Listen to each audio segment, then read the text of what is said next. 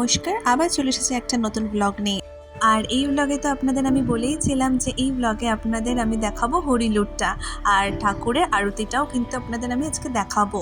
চলুন তাহলে দেখে নেওয়া যাক। এই দেখুন অলরেডি হরিসভা শুরু হয়ে গেছে।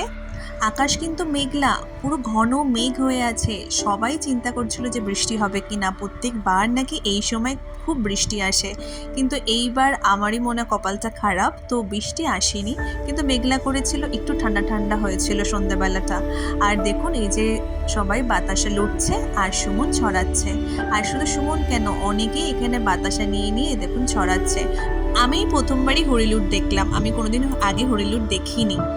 আর এই দেখুন কত বাতাসা ছুটছে, কার কার না কার গায়ে লাগছে, মাথায় লাগছে। যাই হোক, আরতি শুরু হওয়ার সময় হয়ে গেছে, এরপরে আরতি হবে। ঠাকুরের খাওয়া হয়ে গেছে, এরপর হচ্ছে ঠাকুরের আরতি হবে, আর তারপরে হবে ভোগ বিতরণ। দেখুন কি সুন্দর লাগছে ঠাকুরকে আরতির সময়। আর এই দেখুন এই বাইরে সবাই এখানে কীর্তন গাইছে, কেউ কেউ নাচছে, কীর্তন গাইছে। আর বাতাসা লুট তো হয়েই গেছে আগে। আর এই যে এখন তাপ নিতে আমরা সবাই ছুটে গেছি ওই প্রদীপের কাছে।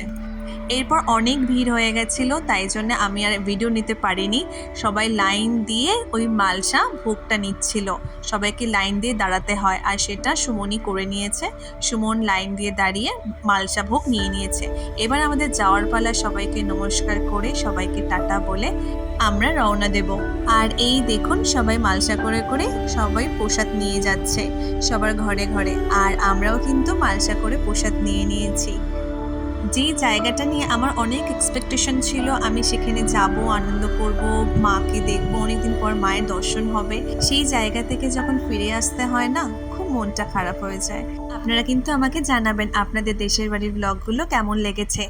এবার তাহলে আসি, আবার দেখা হবে আমার নেক্সট ব্লগে। টাটা।